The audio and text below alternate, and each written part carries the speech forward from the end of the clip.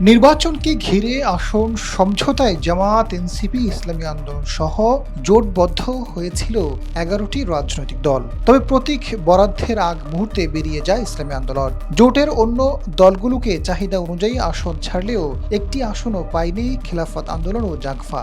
আসন না পেলেও নির্বাচনী প্রচারণায় বড় ভূমিকা পালন করছে দল দুটি। জনমনে প্রশ্ন, আসন না ছেড়েও খেলাফত আন্দোলন ও জাগফাকে কিভাবে জোটে আনল জামায়াত?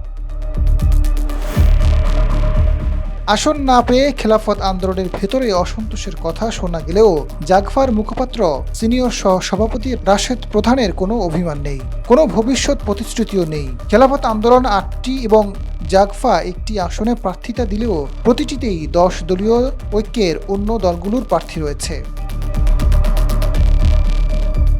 দলগুলোর সূত্র বলছে, জোটের শীর্ষ দল জামায়াত নিম্নকক্ষের সংরক্ষিত আসন ও উচ্চকক্ষের আসনের প্রতিশ্রুতি দিয়ে শরিক দলগুলোর মধ্যে সমঝোতা বজায় রেখেছে। খেলাফত আন্দোলনের সঙ্গে উচ্চকক্ষের দুটি আসন নিয়ে নির্দিষ্ট আলোচনা হয়েছে, তবে জাগফার সঙ্গে এ বিষয়ে কোনো আলোচনা হয়নি। জামায়াতের পক্ষ থেকে আলোচনা করার প্রস্তাব দেওয়া হলেও জাগফা নির্বাচনের পর বিষয়টি নিয়ে কথা বলতে চেয়েছে। খেলাফত আন্দোলনের সাংগঠনিক সম্পাদক সুলতান মহিউদ্দিন জানান, তারা ৮টি আসনে নির্বাচন করলেও সেগুলো সমঝোতার ভিত্তিতে উন্মুক্ত আছে। তৃণমূলের কিছু অসন্তোষ থাকলেও জামায়াত উচ্চ কক্ষে দুটি আসন নিশ্চয়তা দিয়েছে। আমির নিম্নকক্ষে নির্বাচন করলেও জামায়াত তাকে সহ আরেকজনকে উচ্চ কক্ষে মনোনীত করবে, যে কারণেই তারা জোট ছাড়েননি।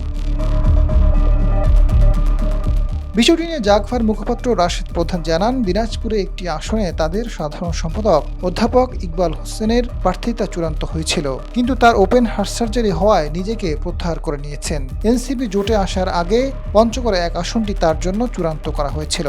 এনসিপি আসার পর সেখানে সার্জিস আলমকে জায়গা দিতে হয়েছে। এরপর পঞ্চগড় ২ আসনের কথা বলা হলেও সেখানে জামায়াতের প্রার্থী ১ বছর ধরে মাঠ গুছিয়ে রেখেছেন। সে বাস্তবতায় সেখান থেকেও সরে দাঁড়িয়েছেন তিনি। আজাদ ফারুক, সময়ের আলো।